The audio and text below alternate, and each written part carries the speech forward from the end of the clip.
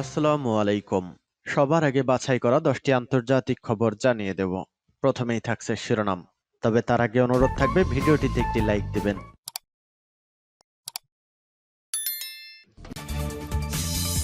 জাতির নিরাপত্তা পরিষদে সিরিয়ায় হামলার নিন্দা প্রস্তাব আটকাল ফ্রান্স, যুক্তরাষ্ট্র ও যুক্তরাজ্য। এরপর জানিয়ে দিব ইসরায়েল জুড়ে নেতানিয়াহুর পদত্যাগ দাবি। জানিয়ে দিব মিয়ানমারের সামরিক ঘাঁটিতে ভয়াবহ ড্রোন হামলা। এবার জানিয়ে দিব গাজা যুদ্ধ, যুক্তরাষ্ট্র ইসরায়েল সম্পর্কের সর্বশেষ পরীক্ষা। এবং সর্বশেষ জানিয়ে দিব গাজায় হামলা মানবতা বিরোধী অপরাধ ইসরায়েলের। এতক্ষণ শুনছিলেন সংবাদ শিরোনাম, এখন বিস্তারিত। জাতির নিরাপত্তা পরিষদে সিরিয়ায় হামলার নিন্দা প্রস্তাব আটকাল ফ্রান্স, যুক্তরাষ্ট্র ও যুক্তরাজ্য। সিরিয়ায় ইরানের কনসুলেটে হামলার নিন্দা জানাতে ব্যর্থ হয়েছে জাতিসংঘ নিরাপত্তা পরিষদ। সিরিয়ায় ইরানি দূতাবাস প্রাঙ্গণে হামলার নিন্দা জানিয়ে জাতিসংঘ নিরাপত্তা পরিষদে রুশ খসড়া বিবৃতির বিরোধিতা করেছে যুক্তরাষ্ট্র, ব্রিটেন ও ফ্রান্স। কূটনীতিকরা বলেছেন, ফ্রান্স ও ব্রিটেনের সমর্থনপুষ্ট যুক্তরাষ্ট্র পরিষদের সহকর্মীদের বলেছেন, দামেস্কে সোমবার যা ঘটেছে তার অনেক তথ্য এখনো অস্পষ্ট রয়ে গেছে। মঙ্গলবারের বৈঠকে পরিষদের সদস্যদের মধ্যে মতৈক্য হয়নি। জাতিসংঘে নিযুক্ত রাশিয়ার উপরাষ্ট্রদূত দিমিত্রি পোলিয়ানস্কি এক্সে এক পোস্টে বলেছেন, এটি পশ্চিমা ত্রয়িকা দ্বারা নিযুক্ত দ্বৈত মানদণ্ড এবং আন্তর্জাতিক প্রেক্ষাপটে বৈধতা ও শৃঙ্খলার ক্ষেত্রে ঘোষণামূলক দৃষ্টিভঙ্গির পরিবর্তে তাদের বাস্তব দৃষ্টিভঙ্গির একটি স্পষ্ট উদাহরণ হিসেবে কাজ করে। গত সোমবার সিরিয়ার দামেস্কে অবস্থিত ইরানের কনসুলেটে বিমান হামলা চালায় ইসরায়েল। এ হামলায় নিহত 11 জনের মধ্যে 7 জনই ইরানের বিপ্লবী গার্ড বাহিনীর বা ইসলামিক রেভলিউশনারি গার্ড কোর IRGCর সদস্য। ইসরায়েল নেতানিয়াহুর পদত্যাগ দাবি। ইসরায়েলের প্রধানমন্ত্রী বেনিয়ামিন নেতানিয়াহুর বিরুদ্ধে খেপেছেন এবার তারই দেশবাসী। সারা দেশে তারা নেতানিয়াহুর পদত্যাগের দাবিতে জোর আন্দোলন চালিয়ে যাচ্ছেন। গাজায় প্রলয় সৃষ্টিকারী ইসরায়েলি যুদ্ধের 6 মাসে নেতানিয়াহুর বিরুদ্ধে অভিযোগ আনা হয়েছে যে তিনি ক্ষমতা ধরে রাখার জন্য এ যুদ্ধকে সামনে টেনে এনেছেন। একই সঙ্গে তিনি হামাসের সঙ্গে চুক্তিতে বাধা সৃষ্টি করেছেন। ফলে গাজায় আটক থাকা জিম্মিদের ফেরত আনা যাচ্ছে না। হাজার হাজার ইসরায়েলি যেন ধৈর্য হারিয়ে ফেলেছেন। তেল আবিব, জেরুজালেম সহ সারা দেশের লাখ লাখ ইসরায়েলি রাস্তায় প্রতিবাদ বিক্ষোভ করছেন। তারা আগাম নির্বাচন দাবি করেছেন। প্রধানমন্ত্রী বেনিয়ামিন নেতানিয়াহুর পারফরমেন্সে তারা ধৈর্য হারিয়েছেন। এর মধ্যে আছেন অনেক সরকারি কর্মকর্তাও। বিশেষজ্ঞ ও সমালোচকরা এসব কথা বলেছেন আল জাজিরাকে। বুধবারও নেতানিয়াহুর বাসভবনের সামনে বিপুল পরিমাণ বিক্ষোভকারীর সমাবেশ দেখা গেছে, কিন্তু তাদেরকে ছত্রভঙ্গ করতে নিরাপত্তা রক্ষাকারীরা বড় ধরনের শক্তি ব্যবহার করে। ইসরায়েলি ডেমোক্রেসি ইনস্টিটিউট সর্বশেষ একটি জরিপ করেছে, তাতে ইসরায়েলিদের ক্রমবর্ধমান প্রতিবাদের প্রতিফলন ঘটেছে। ওই জরিপে দেখা গেছে শতকরা 57% ইসরায়েলি বলছেন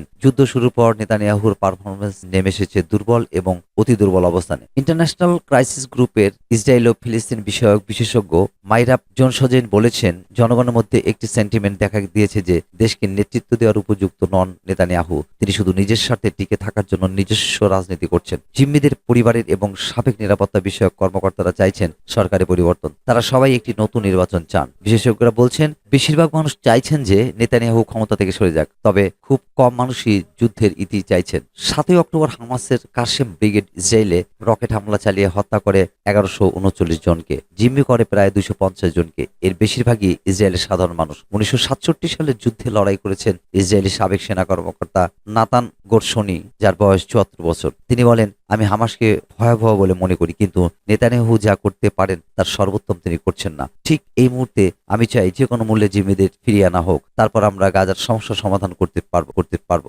15 মার্চ যোদ্ধাগোষ্ঠী হামাস একটি প্রস্তাব দেয়, তা হলো ইসরায়েলের জেলে আটক থাকা হাজার হাজার ফিলিস্তিনি বন্দীর মুক্তির বিনিময়ে বাকি ইসরায়েলি জিম্মিদের মুক্তি দিতে হবে। গাজা থেকে ইসরায়েলি সেনাদের প্রত্যাহার করতে হবে। গাজার দক্ষিণে বাস্তুচ্যুত উত্তরাঞ্চলের সাধারণ মানুষকে ফিরিয়ে দিতে হবে এবং একটি স্থায়ী যুদ্ধবিরতি চুক্তি করতে হবে। কিন্তু এই প্রস্তাব প্রত্যাখ্যান করেছেন নেতানিয়াহু। তিনি এই প্রস্তাবকে অবাস্তব বলে উল্লেখ করেছেন। কিন্তু জোনসজেন বিশ্বাস করেন, আসলে নেতানিয়াহু একটি যুদ্ধবিরতি এড়াতে চাইছেন, যাতে তিনি যতদিন সম্ভব চলে ততদিন ক্ষমতায় থাকতে পারবেন। যুদ্ধে টিকে থাকার এটাই হলো নেতানিয়াহুর মৌলিক ইস্যু। তিনি আরো বলেন, যখনই যুদ্ধবিরতি হবে তখনই এ বিষয়ে আর ক্ষেত্র তৈরি হবে। তদন্তের দিকে দৃষ্টি দেওয়া হবে এবং নির্বাচন দাবি করা হবে। উগ্র ডানপন্থী জোট, বিশেষ করে অর্থমন্ত্রী বেজালেল স্নোট্রিস এবং জাতীয় নিরাপত্তা বিষয়ক মন্ত্রী বেন গাভিরের পক্ষ থেকেও বাধার মুখে পড়তে পারেন নেতানিয়াহু। যদি হামাসের সঙ্গে চুক্তি করাকে বেনিয়ামিন সরকার প্রতিকূল মনে করে, তাহলে তারা দুজনেই নেতানিয়াহুর জোট থেকে বেরিয়ে যাওয়ার হুমকি দিয়েছেন। এমন হলে নেতানিয়াহু নতুন আরেক সংকটে পড়বেন।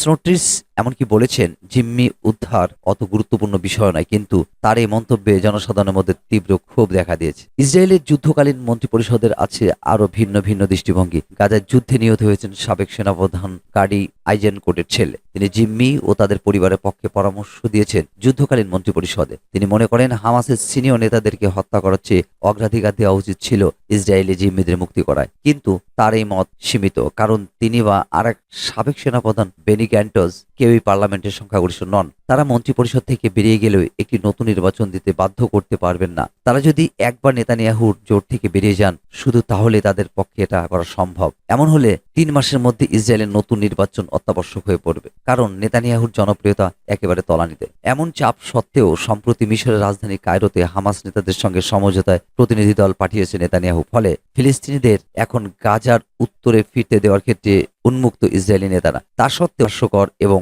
972 ম্যাগাজিনের সাংবাদিক অরিনজি বলেছেন নেতানিয়াহু যুদ্ধ চালিয়ে যেতেই চাইবেন।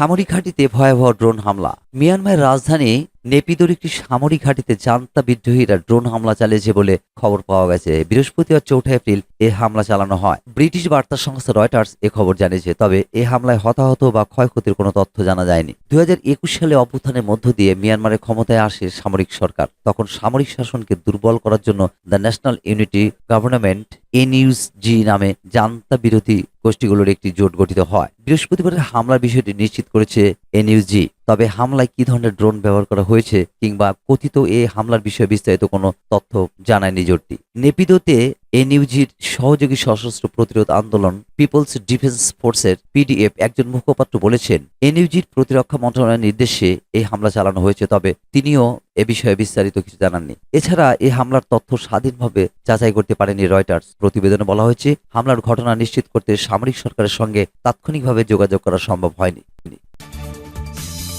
গাধো যুক্তরাষ্ট্র ইসরায়েলের সম্পর্কের সবশেষ পরীক্ষা। দায় থেকে সম্পদ, আবার সম্পদ থেকে দায়। যুক্তরাষ্ট্রের জন্য ইসরায়েল কয়েক দশক ধরে ঘনিষ্ঠ কিন্তু কঠিন এক মিত্র। সাম্প্রতিক গাজা যুদ্ধ দুই দেশের মধ্যে দীর্ঘদিন ধরে বিদ্যমান কিছু বিষয়ের সামনে নিয়ে এসেছে। ওয়াশিংটন ডিসিতে ক্ষমতার পালাবদল চলতে থাকলেও ডেমোক্র্যাটস ও রিপাবলিকানদের সবসময় একটি ইস্যুতে এক থাকতে দেখা গেছে, সেটি হচ্ছে যুক্তরাষ্ট্র ইসরায়েল সম্পর্কের পবিত্রতা। দুই দলের নেতারা সবসময় এই মনোভাব দেখিয়ে এসেছেন যে ইসরায়েলের জন্য যুক্তরাষ্ট্রের চেয়ে ঘনিষ্ঠ মিত্র নেই এবং ইসরায়েলের নিরাপত্তার বিষয়টি সবসময় আলোচনার ঊর্ধ্বে। কাউন্সিল অফ ফরেন রিলেশনসের হিসাব বলছে 1948 সাল থেকে ইসরায়েল যুক্তরাষ্ট্রের কাছ থেকে প্রায় $300 বিলিয়ন সহায়তা পেয়েছে, যার বেশিরভাগই সামরিক সহায়তা। এই সংখ্যা মার্কিন সহায়তা পাওয়া দেশের তালিকার দ্বিতীয় স্থানে থাকা মিশরের প্রায় দ্বিগুণ। যদিও মিশরের জনসংখ্যা 111 মিলিয়ন আর ইসরায়েলের 9.5 মিলিয়ন। এটা একটু অবিশ্বাস্য সম্পর্ক, বলেন চাক ফ্রাইলিস। তিনি ইসরায়েলের একজন সাবেক জাতীয় নিরাপত্তা উপদেষ্টা। বর্তমানে তিনি কলম্বিয়া, নিউ ইয়র্ক ও তেল আবিবের বিভিন্ন বিশ্ববিদ্যালয়ে পড়াচ্ছেন। ফ্রাইলিস বলেন, একই মূল্যবোধ, কৌশলগত স্বার্থ এবং একটি শক্তিশালী লবি যা ইসরায়েলকে ওয়াশিংটনের ভালো অনুগ্রহে রাখে এই সম্পর্কের স্তম্ভ। ওয়াশিংটনের সবচেয়ে কার্যকর লবি গ্রুপগুলোর মধ্যে একটি American Israel public affairs committee বা আইপ্যাক। যুক্তরাষ্ট্রের যে দলই ক্ষমতায় থাকুক না কেন, আইপ্যাক সবসময় দুই দেশের মধ্যে ঘনিষ্ঠ সম্পর্ক বজায় রাখতে লবিং করে থাকে। ইউরোপে ইহুদিদের রক্ষায় পর্যাপ্ত উদ্যোগ না নেওয়ায় যুক্তরাষ্ট্র সমালোচনার শিকার হয়েছিল। তাই 1948 সাল ইসরায়েল স্বাধীনতা ঘোষণার পর যুক্তরাষ্ট্র দ্রুতই তাদের স্বীকৃতি দিয়েছিল। ফ্রাইলিস বলেন, একসময় ইসরায়েলকে শুধু একটি দায় হিসেবে বিবেচনা করা হতো, কারণ স্নায়ুযুদ্ধের সময় ইসরায়েলের সোভিয়েত ঘেঁষা আরব প্রতিবেশীদের সাথে আঞ্চলিক বিরোধ পারমাণবিক পরাশক্তিগুলোর মধ্যে উত্তেজনা বাড়ার ঝুঁকি তৈরি করেছিল। 90-এর দশক থেকে পেন্টাগন একে একটি কৌশলগত সম্পদ হিসেবে দেখছে বলে মনে করেন তিনি। সোভিয়েত ইউনিয়নের পতনের পর ইসরায়েল যুক্তরাষ্ট্রের জন্য ইরান ও তার প্রক্সিদের মতো কম শক্তিশালী প্রতিপক্ষকে নিয়ন্ত্রণে রাখার একটি উপায় হয়ে উঠেছে। এই দায়িত্ব যুক্তরাষ্ট্র ইসরায়েল ইতিহাসের সবচেয়ে ঘনিষ্ঠ কৌশলগত সহযোগিতার সূত্রপাত করেছে বলে মনে করেন ফ্রাইলিস। 7 অক্টোবর ইসরায়েলে হামাসের সন্ত্রাসী হামলার পর যুক্তরাষ্ট্র ইসরায়েলের অস্ত্র পাঠিয়েছে। নিরাপত্তা পরিষদের শুরুর দিকে বেশ কয়েকবার যুদ্ধবিরতির প্রস্তাবে ভেটো দিয়েছে। ইসরায়েলের দিক থেকে বিবেচনা করলে বাইডেন দারুণভাবে এগিয়ে এসেছে বলে আমার মনে হয়, বলেন ফ্রাইলিস। ইসরায়েলকে রক্ষায় মার্কিন প্রেসিডেন্ট ইসরায়েলের প্রধানমন্ত্রী বেনিয়ামিন নেতানিয়াহুর সাথে মতবিরোধকে একপাশে সরিয়ে রেখেছেন। 6 মাসের বেশি সময় ধরে চলা যুদ্ধে গাজায় এখন পর্যন্ত 33,000-এর বেশি মানুষ মারা গেছে। ফলে বিশ্বজুড়ে এর নিন্দা জানানো হচ্ছে। পেনসিলভেনিয়া বিশ্ববিদ্যালয়ের রাষ্ট্রবিজ্ঞানের অধ্যাপক ও ইসরায়েল বিশেষজ্ঞ ইয়ান লাস্টিক মনে করেছেন, ইসরায়েলকে থামাতে যুক্তরাষ্ট্র খুব ধীরে এগোচ্ছে। ফলে নির্বাচনী বছরে বাইডেনের উপর এর প্রভাব পড়ার ঝুঁকি তৈরি হচ্ছে বলেও DW-কে বলেন তিনি। ইসরায়েল সম্পর্কে যুক্তরাষ্ট্রের জনমতের বিকাশ শেষ পর্যন্ত দুই দেশের সম্পর্কের গতিপথ সংশোধন করতে বাধ্য করতে পারে। বিভিন্ন জরিপে বয়স্ক ও তরুণ ভোটারদের জনমতে পার্থক্য দেখা গেছে। বয়স্ক বলতে তারা যারা 1993 সালে স্বাক্ষরিত অসলো চুক্তি দেখেছেন। এই চুক্তির পর অনেকেই দুটি রাষ্ট্র প্রতিষ্ঠার স্বপ্ন দেখেছিলেন। আর তরুণ বলতে যারা যারা ইসরায়েল বলতে সেই দেশকে চেনেন, যারা শুধু ফিলিস্তিনের সঙ্গে রাজনৈতিক মীমাংসা এড়াতে তাদের সামরিক সুবিধাকে ব্যবহার করে। এই তরুণদের মধ্যে আমেরিকার ইহুদিরাও আছেন, যারা নিজেদের ধর্মনিরপেক্ষ ও উদারপন্থী হিসেবে দেখেন। সে কারণে তারা সেই ইসরায়েল থেকে নিজেদের বিচ্ছিন্ন মনে করেন যে ইসরায়েল অন্য পথে যাচ্ছে বলে তারা মনে করেন। লাস্টিক বলেন, দীর্ঘমেয়াদে তরুণ প্রজন্ম যে মূল্যবোধগুলি গ্রহণ করবে তা যুক্তরাষ্ট্রের দিন দিন আরো শক্তিশালী হবে। তখন মার্কিন রাজনীতিবিদদের মনে করবেন, 1 মিনিট অপেক্ষা করুন, যদিও 25 বছর আগে এটি কাজ করত, আমরা আসলে আইপ্যাকের কথা শোনার চেষ্টা করলে এখন আরো বেশি সমস্যায় পড়ব।